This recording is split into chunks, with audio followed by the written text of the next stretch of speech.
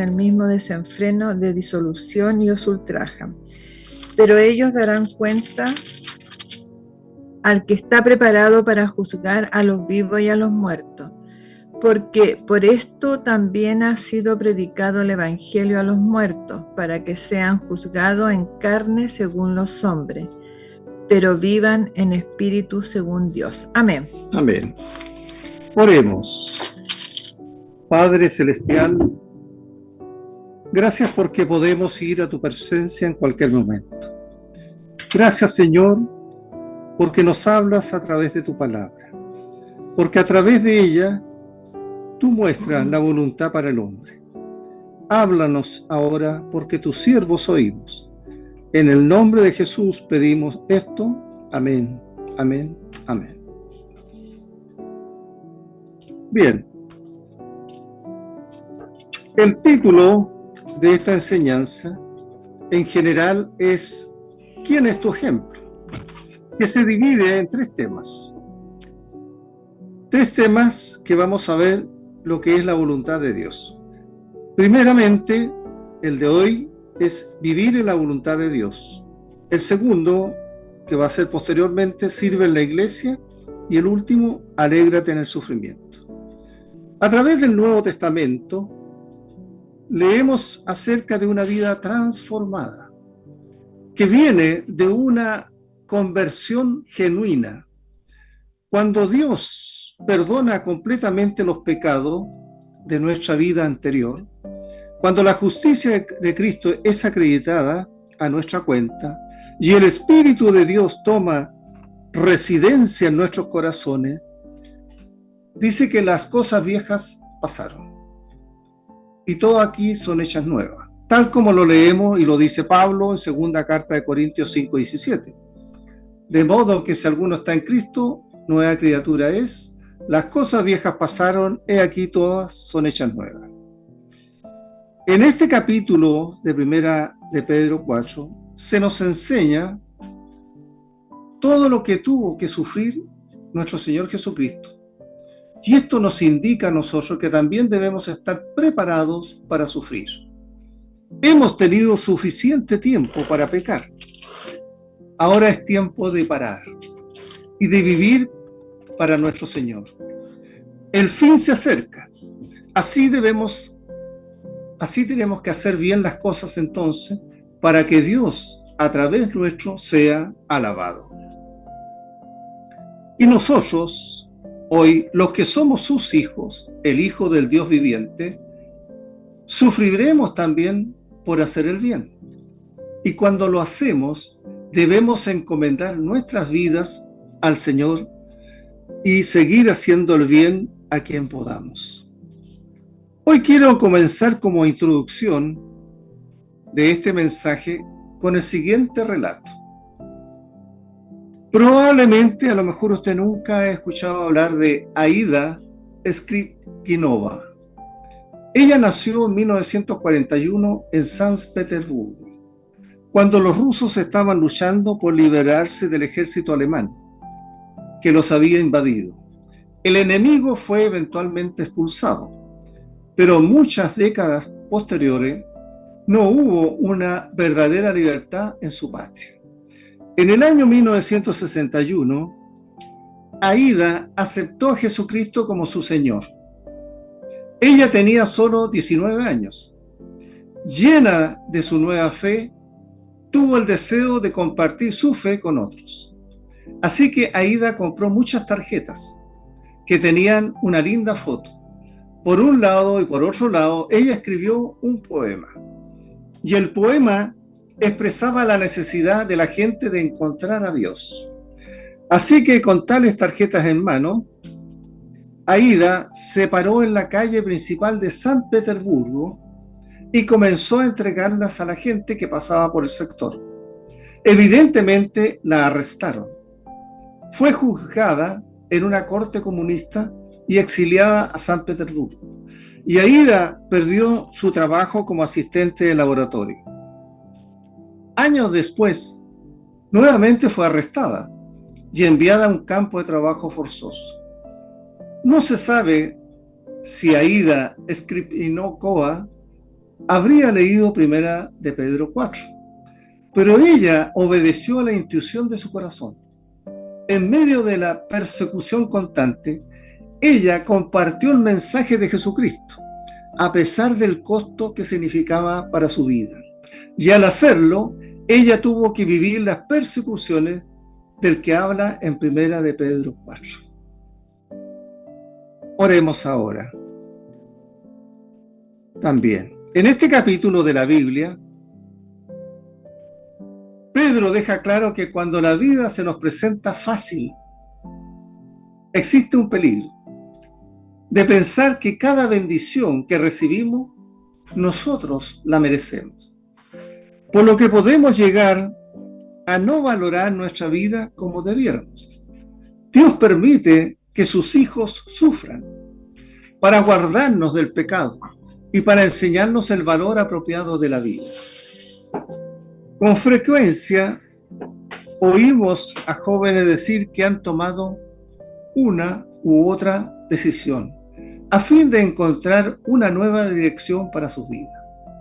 El rey David descubrió esta realidad cuando escribió en el Salmo 66:10, que dice lo siguiente: porque tú nos probaste, oh Dios, nos ensañaste, es decir, nos purificaste, cómo se afina, cómo se purifica la plata. Así que Dios nos somete a pruebas para que nos acerquemos a Él y nos unamos con Él, con el fin de darnos una nueva dirección, una nueva ayuda para nuestras vidas. Y este es parte del propósito del sufrimiento que nuestro Señor permite en nuestras vidas. Vamos ahora al primer versículo, entonces, de primera de Pedro 4:1. Dice lo siguiente: puesto que Cristo ha padecido por nosotros en la carne, vosotros también, amados del mismo pensamiento, pues quien ha padecido en la carne ha terminado con el pecado. Hace muchos años atrás se publicó un libro denominado Cuando Dios murió, como expresión de la teología que proclamó que Dios había muerto. Nosotros, los que creemos en Cristo y conocemos las Escrituras, podemos afirmar que Dios nunca murió, que Dios no está muerto, ni tampoco ha estado siquiera enfermo. Cristo fue el que murió en su cuerpo humano, aquel cuerpo que asumió al nacer en Belén. Por eso podemos relacionar las palabras iniciales de este versículo de primera de Pedro 4:1 con las palabras escritas en primera de Pedro 3:18. ¿Y qué nos dice en primera de Pedro 3:18? Porque también Cristo padeció una sola vez por los pecados, el justo por los injustos, para llevarnos a Dios, siendo a la verdad muerto en la carne, pero vivificado en el Espíritu. Estos dos versículos deberíamos considerarlos juntos. Y esto nos recuerda que en su cuerpo humano, Cristo no solo soportó el dolor, sino que también fue conducido a la muerte. El escritor de Hebreo dijo que él fue tentado de la misma manera que somos tentados nosotros. Jesucristo sabía lo que era sufrir, sabía lo que era sangrar, él sabía lo que era derramar lágrimas, él sabía lo que era tener un corazón quebrantado. Él fue un ser perfecto. Él murió en ese cuerpo humano. Él puso fin a su relación con los pecados del hombre cuando murió en la cruz, porque Él llevó el castigo de todos los pecadores en su cuerpo. Por eso, el mismo Pedro, en primera de Pedro 2:24, dice lo siguiente: quien llevó él mismo nuestros pecados en su cuerpo, sobre el madero, para que nosotros, estando muertos a los pecados, vivamos a la justicia, por cuya herida fuisteis sanados.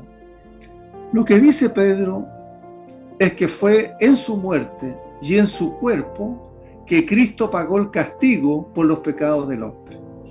Por lo tanto, Él no murió en pecado, ni tampoco murió bajo el pecado, sino que Él murió al pecado.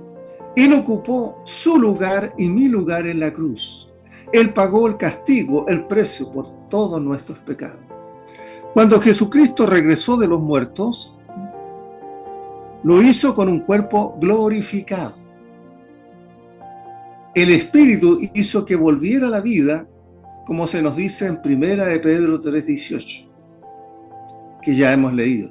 Pedro nos dice en este versículo: vosotros también armados del mismo pensamiento. En vez de pensamiento, algunos acá traducen como propósito, armado de este mismo propósito. O también algunos dicen actitud, o sea, armado de esta actitud.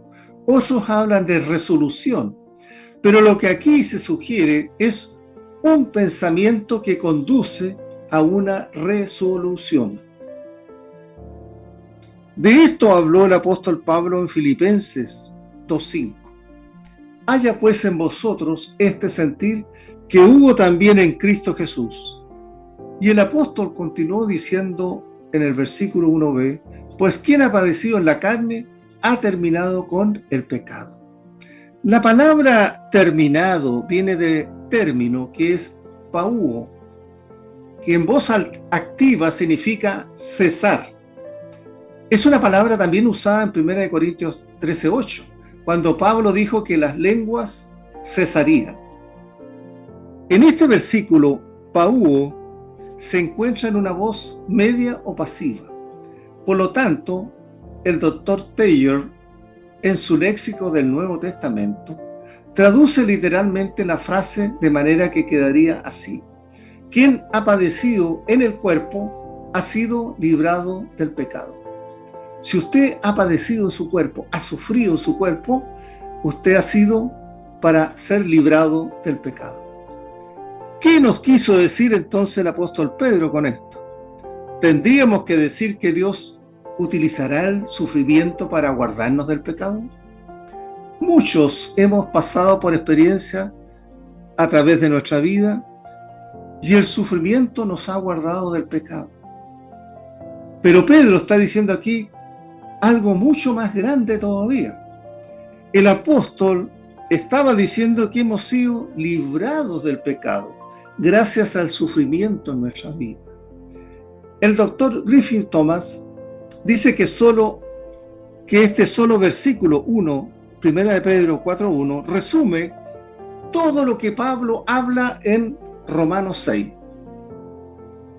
Capítulo que habla sobre la provisión de Dios que ha hecho para que usted y yo podamos vivir una vida cristiana, como Dios así lo quiere, en Romanos 6. Por lo que nosotros, los que hemos nacido de nuevo, ahora tenemos una nueva naturaleza. Ya no debemos, por tanto, vivir en el pecado. La ilustración bíblica que podemos usar para explicar mejor este concepto es la parábola del hijo pródigo que se narra en Lucas 15, 11 al 32. Yo solamente voy a hablar un resumen. El hijo pródigo fue a parar a un chiquero, bien sabemos, pero él no era un cerdo. Él tenía la naturaleza de su padre, que vivía en una hermosa mansión. Y como aquel joven tenía la misma naturaleza de su padre, no le gustaba comer la comida en ese lugar miserable. A él no le gustaba comer los desperdicios que recibían los cerdos.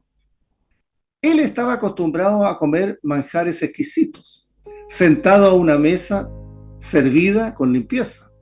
No tenía en el fondo nada en común con aquellos cerdos, porque poseía la naturaleza de su padre. Entonces, lo que Pedro nos está recordando es que los verdaderos creyentes estamos ahora identificados con Cristo. Cuando usted tuvo un encuentro personal con el Señor Jesucristo, experimentó un nuevo nacimiento espiritual. Y el Espíritu de Dios le bautizó. Es decir, lo que hizo el Espíritu de Dios fue unirlo y identificarlo con Cristo.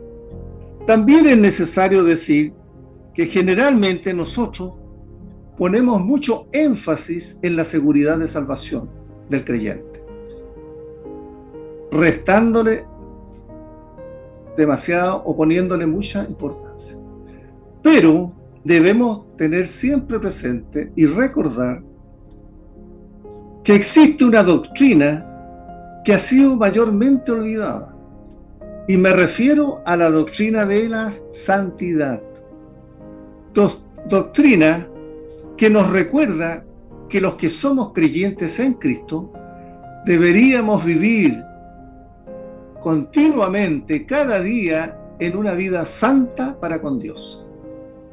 Es por esta razón que se ha usado la ilustración del hijo pródigo, porque no podemos ser hijos del Dios viviente y luego irnos a vivir, figurativamente hablando, a la miseria de un chiquero, que es el pecado. Pues entonces, el que hace tal cosa está actuando como si fuéramos puercos. Los cerdos viven en una pocilga y en ella se encuentran cómodos, pero los hijos de Dios, por su dignidad, no viven en semejante lugar. Por lo tanto, lo que hemos experimentado, el nuevo nacimiento espiritual, tenemos el Espíritu Santo morando con nosotros, que hemos sido también bautizados por el Espíritu y que nos identificamos con Cristo. Por lo tanto, tenemos y debemos vivir en el poder del Espíritu de Dios. Pablo nos recuerda y nos muestra en Romanos 7 cómo es derrotado el cristiano cuando vive siguiendo los impulsos de su naturaleza humana carnal. Pero también Pablo nos agrega en Romanos 8 y nos explica cómo Dios ha provisto el Espíritu Santo para que podamos vivir por el poder que el Espíritu Santo que mora en nosotros nos da a cada uno. Nuestro Dios y Señor ha hecho todos los arreglos para que tanto usted como yo no vivamos en el pecado. El Hijo verdadero puede que vaya a la pocilga, un hijo verdadero de Dios, pero podemos estar seguros de que no va a permanecer allí mucho tiempo. Un día él tendrá que levantarse y entonces dirá: me levantaré e iré a mi padre, tal como lo dijo el hijo pródigo de la palabra. Ahora, estimado oyente, si usted está viviendo en el pecado hoy y se siente cómodo viviendo de esa manera, entonces perfectamente podríamos dudar de su salvación. Alguien podría preguntar: ¿puede un creyente hacer esto o hacer aquello? Quizás lo haga una vez, pero si vive en pecado constantemente, entonces algo funciona mal en la vida de ese creyente. Un hijo de Dios con nueva naturaleza estará siempre o sentirá el anhelo permanente de complacer a Cristo en todo. Esta es la razón por la cual es esencial estudiar la totalidad de la palabra de Dios y no simplemente tomar algunos versículos para leer. Solo podemos vivir una vida cristiana si tenemos la forma de pensar de Cristo, que será el resultado del Espíritu de Dios actuando en nosotros. Así, de esa manera podremos complacer a Dios y evitar aquellas cosas que nos deshonren y deshonren a nuestro Padre Celestial. Por eso en 1 Corintios 2:16 dice: porque ¿quién conoció la mente del Señor? ¿Quién le instruirá? Mas nosotros, dice, los creyentes, tenemos la mente de Cristo. Por lo tanto, debemos pensar siempre como Cristo. La frase terminó con el pecado representa el estado espiritual de un enfermo victorioso. Acentúa una nota de triunfo. Efectivamente, ha roto con la vida que era dominada anteriormente por el pecado. Ese es el triunfo que el Señor Jesús nos da cuando seguimos totalmente lo que Cristo nos dice. Lo anterior, entonces, no significa que ya no vamos a cometer a lo mejor algún pecado, pero ya no será nuestra vida pasada, aquella que era dominada, ¿cierto?, por el pecado. Esa vida ya terminó, porque hemos nacido de nuevo. En los últimos días necesitamos tener un gran compromiso con Dios para que vivamos el tiempo que nos resta en la carne, en este tiempo, pero que no lo vivamos conforme a las concupiscencias de la carne, sino que vivamos el resto de nuestra vida conforme a la voluntad de Dios. Este mismo pensamiento es el que Jesús nos comunicó cuando dijo en Mateo 16, 24: si alguno quiere venir en pos de mí, niéguese a sí mismo y tome su cruz y sígame. Tomar tu propia cruz, querido oyente, significa comprometerse y no mirar atrás, al pasado. Versículo 2 dice: para no vivir el tiempo que resta en la carne, conforme a las concupiscencias, es decir, a las pasiones humanas de los hombres, sino conforme a la voluntad de Dios. En cuanto a este tema, el apóstol Pablo se expresó con energía en Romanos 8, 5 y 6. ¿Qué nos dice Pablo ahí? Porque los que son de la carne piensan en las cosas de la carne, pero los que son del Espíritu, en las cosas del Espíritu. Porque el ocuparse de la carne es muerte, pero el ocuparse del Espíritu es vida y paz. Pedro nos entregó y nos dio dos datos del tiempo interesantes para que podamos, ¿cierto?, tener una actitud correcta siguiendo a nuestro Señor Jesucristo. Nos dice primeramente no vivir más en pecado. Y deberíamos responder entonces, cada vez que somos tentados por un impulso pecaminoso, deberíamos responder en nuestra mente, no vivir más en el pecado.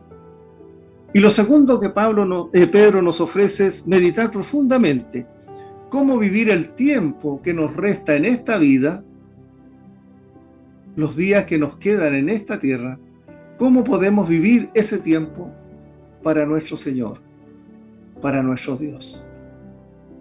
Porque la mente puesta en la carne es muerte, pero la mente puesta en el Espíritu es vida y paz. ¿Acaso Pablo nos quiso decir que uno podría perder la salvación? No, no es eso lo que nos está diciendo. Lo que Pablo estaba diciendo es que uno está muerto a cualquier comunión o compañerismo con Dios cuando vive en el pecado.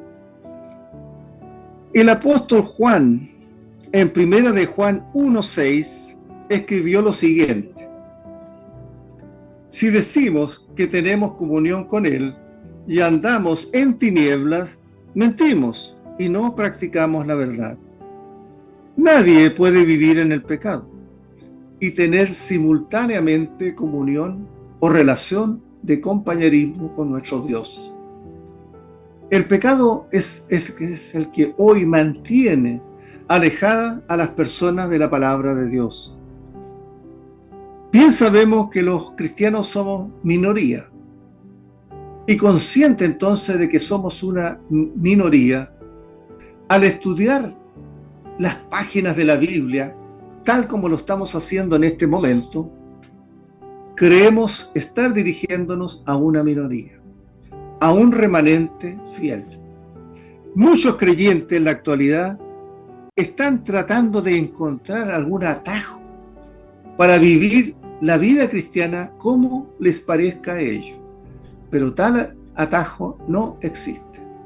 Dios ha dicho que Él va a usar el sufrimiento en la vida de cada creyente para mantenernos alejados del pecado. Por lo que este versículo nos recuerda que debemos tener o tomar la actitud de vivir el resto de nuestras vidas terrenales apartado de las pasiones humanas para poder cumplir en el fondo la voluntad de Dios. sabiendo que no tendremos una vida tranquila. Vamos a tener sufrimiento. Y Dios usará ese sufrimiento para evitar que pequemos. Versículo 3. Baste ya el tiempo pasado para haber hecho lo que agradaba a los gentiles, andando en las lascivias, concupiscencias, que son placeres sensuales, embriagueces, orgía, disipación, que son excesos en la bebida, y abominables idolatría. Dice, baste ya el tiempo pasado para haber hecho lo que agradaba a los gentiles, es decir, a los no judíos. Pedro sabía que los creyentes de ese tiempo habían pasado mucho tiempo viviendo en el mundo. Ahora ellos debían entonces vivir como cristianos. Hay una pérdida grande en el fondo inútil del tiempo cuando los cristianos vivimos como el mundo, haciendo lo que hace el mundo. Simplemente lo que tenemos que hacer es vivir ya como debe vivir todo cristiano. Tristemente es observar que muchos cristianos piensan que todavía no es el tiempo de dejar de hacer la voluntad de los impíos y quieren seguir manteniendo su relación con el mundo antes de llegar a realizar un compromiso con Dios. Esto es un trágico error, pues los hace tomar un camino que los va a ir alejando cada vez más de la vida eterna. Pedro comienza un listado aquí. Los pecados que él entendía que solo marcaría la vida pasada de los cristianos que él estaba viendo en ese momento y no su presente. Ahí podemos encontrar en el libertinaje, que en el fondo el libertinaje es vivir sin ninguna resistencia moral, especialmente en relación a la inmoralidad sexual y la violencia. Eso denota en el fondo exceso de todo tipo de maldades. Al conocer la lista de pecados concretos que se nos presenta, lascivia, concupiscencia, embriagueces, orgía, disipación y abominable idolatría. Al leer esto ahora, en este tiempo, nos damos cuenta que la caída del hombre ha progresado muy poco en los últimos casi 2000 años. Estos pecados y problemas aún no se han resuelto, y Pedro ya lo escribió casi 2000 años atrás. En cierta ocasión se le preguntó a un amigo de un famoso predicador del Evangelio cuál era el secreto, el éxito de ese ministerio, de ese predicador. Y este amigo le respondió, él predica sobre el pecado y siempre fue específico al tratar ese tema. Siempre presentó el pecado de una manera muy clara. He ahí era el éxito de su evangelio, de su ministerio. Pues bien, Simón Pedro también nos presenta aquí el pecado de una manera muy clara. Al hablar de la laxivia, el apóstol se estaba refiriendo a vivir en pecado sexual. El término lujurias incluía muchas cosas, es decir, las pasiones de la naturaleza pecaminosa. Habla también de la embriaguez, y la lista continúa con orgías, es decir, fiestas en las que se come y se bebe sin moderación y se cometen otros excesos. Y al final menciona las abominables idolatrías. La Biblia nos dice que el amor al dinero es la raíz de todos los males en nuestro tiempo. La codicia es una forma de idolatría que hoy día abunda mucho en el ser humano, la codicia. ¿Qué nos dice Éxodo 20:17?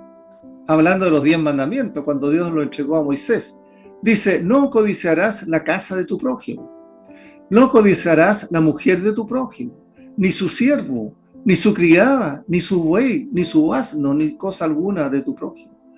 Eso es parte de la codicia y está muy latente hoy día en el hombre. Estas son los pecados que mantienen a una persona en fondo alejada de Dios. Y Pedro los precisó en este pasaje con absoluta claridad. Estos términos bien comprensible, nos indica, ¿cierto?, el problema que tiene el hombre a través de la historia de la humanidad. Estos pasan a ser estos pecados como si fueran las luces de neón que nos indica la palabra de Dios. Versículo 4. A esto le parece cosa extraña que vosotros no corráis con ellos en el mismo desenfreno de disolución y os ultrajan. Los hombres y mujeres siempre tenemos dos opciones en la vida: agradar a Dios o complacer a los hombres. Dos alternativas: o agradamos al Señor o agradamos a los hombres. En Juan 15:18, el Señor Jesús dijo lo siguiente: si el mundo os aborrece, sabed que a mí me ha aborrecido antes que a vosotros.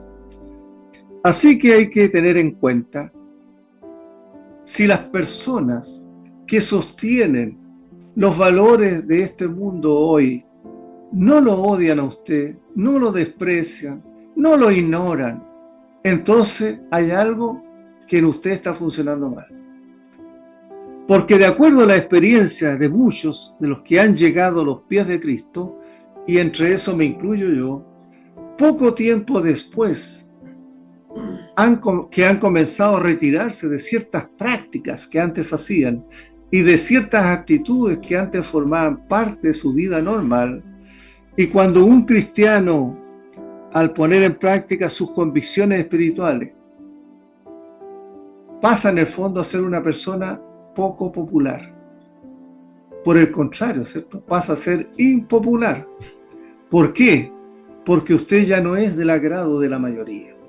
Ya no piensa ni actúa como la mayoría, lo que es el mundo. Pasa entonces usted a ser consciente, ¿cierto?, del rechazo de los demás, del abandono de ciertas amistades que ya no quieren nada conmigo, de sentir el vacío de los grupos a los cuales antes usted pertenecía, y tiene que a veces enfrentar el ridículo y las burlas de los otros. A eso uno se enfrenta, es parte del sufrimiento en la vida cristiana. Y dice también: y os ultrajan. Cuando no practicamos el pecado que nos rodea, estamos condenando a aquellos que sí practican el pecado. Por eso les molesta a ellos y no les gusta, y por eso hablan mal de nosotros, porque nosotros no estamos haciendo lo que ellos hacen. Estimado oyente, no podemos continuar viviendo en el pecado o siendo influenciados por el pecado, porque ahora somos hijos del Dios eterno. Tenemos la naturaleza que Cristo nos ha dado y estamos unidos a Cristo para siempre. Cristo envió justamente al Espíritu Santo para que habitara en aquellos que somos de Él, en aquellos que nos dejamos controlar por el Espíritu Santo y que en el fondo podemos vivir para Dios, que es finalmente el que nos da la fuerza para seguir en los caminos que Dios nos ha dado. Versículo 5. Pero ellos darán cuenta al que está preparado para juzgar a los vivos y a los muertos. Todos vamos a ser juzgados algún día por el Señor. ¿Juzgará? La pregunta dice, ¿juzgará Él, Cristo, también a los creyentes? Sí, con toda seguridad nos va a juzgar, pero no en relación con nuestra salvación, no, eso no está en cuestión, lo cual quedó asegurado cuando nos convertimos al Señor, ¿cierto?, como hijos de Dios. Pero Dios nunca va a pasar por alto el pecado en la vida del creyente, ya que por el pecado es que está juzgando a todo el mundo. Si bien recordamos en Número 14:18, dice: Jehová, tardo para la ira y grande en misericordia, que perdona la iniquidad y la rebelión, aunque de ningún modo, dice, tendrá por inocente al culpable.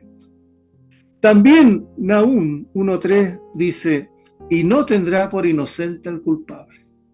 Así como Dios juzga a los cristianos en este mundo, porque el Señor nos disciplina, ¿cierto?, nos disciplina para que tengamos una mejor conducta, la conducta que Él espera de nosotros en esta vida, así también los no creyentes, es decir, los incrédulos en general, deberían tomar este asunto del pecado más en serio.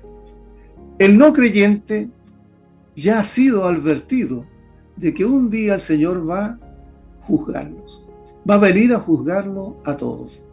Por eso en Ezequiel 18, 20a dice: el alma que pecare, esa morirá. Versículo 6. Porque por esto también ha sido predicado el Evangelio a los muertos, para que sean juzgados en carne según los hombres, pero vivan en espíritu conforme a la voluntad de Dios. Dios quiere que el Evangelio sea predicado a todos los hombres. Dios también ha dejado de manifiesto que si los que escuchan el Evangelio no responden a este mensaje como Él espera, es decir, aceptando a Jesucristo como Señor y Salvador de su vida, ellos ya, estos incrédulos que no responden, se encuentran espiritualmente muertos en sus delitos y pecados y serán juzgados como seres humanos. Y aquellos que aceptan la invitación de ingresar a la familia de Dios podrán entonces vivir de acuerdo con la voluntad de Dios por obra del Espíritu Santo. El mismo Señor Jesucristo dijo en Juan 5:24: de cierto os digo, el que oye mi palabra y cree al que me envió, tiene vida eterna, y no vendrá a condenación, sino que ha pasado de muerte a vida.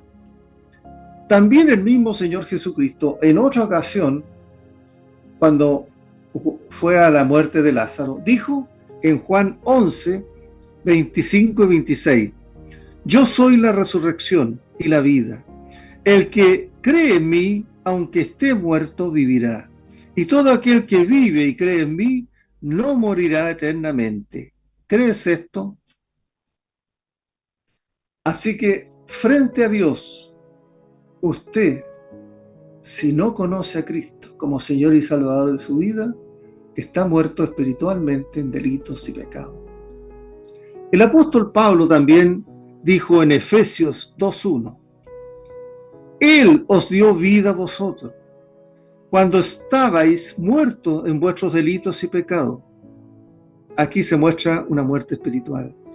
Y también Pablo continuó diciendo en Efesios 2 y 3: en los cuales anduvisteis en otro tiempo, siguiendo la corriente de este mundo, entre los cuales también todos nosotros vivíamos en otro tiempo, en los deseos de nuestra carne, haciendo la voluntad de la carne y de los pensamientos, y éramos por naturaleza hijos de ira, lo mismo que los demás. Estimado oyente, en resumen, el Evangelio está siendo hoy predicado al mundo, tal como lo estamos haciendo en este momento. Y cuando el mensaje del Evangelio es predicado, suceden dos cosas en quienes los escuchan. Algunos lo van a aceptar, y al aceptarlo, dejan su vida pasada, llena de pecado, y empiezan a vivir como Dios quiere. Y así vivirán con el Señor por la eternidad junto a Él. Pero otros los van a rechazar el mensaje. Y estos son los que van a permanecer muertos espiritualmente en sus pecados y continuarán muertos por la eternidad, porque Dios ya no estará con ellos, sino que estará con aquellos que murieron, creyendo en la obra maravillosa de nuestro Señor Jesucristo. Oremos. Grande eres, Señor y eterno. Bendito sea tu poder por los siglos de los siglos. Gracias porque nunca nos abandona, incluso cuando nuestros corazones a veces están cargados de dolor y sufrimiento. Tu palabra nos consuela, nos protege y nos alienta. Ayúdanos, Señor, a caminar en forma digna del llamado que tú nos has hecho en medio de los problemas y dificultades de la vida. Damos gracias por tu eterna misericordia. Danos, Señor, en tu voluntad lo que necesitemos cada día. Guárdanos del mal como la niña de tus ojos. Pedimos todo esto en el nombre, que es sobre todo nombre, Jesucristo. Porque en ese bendito nombre un día se doblará toda rodilla de lo que está en los cielos y en la tierra y debajo de la tierra. Y toda lengua confesará que Jesucristo es el Señor, para gloria del Dios Padre. En Cristo Jesús. Amén, amén y amén.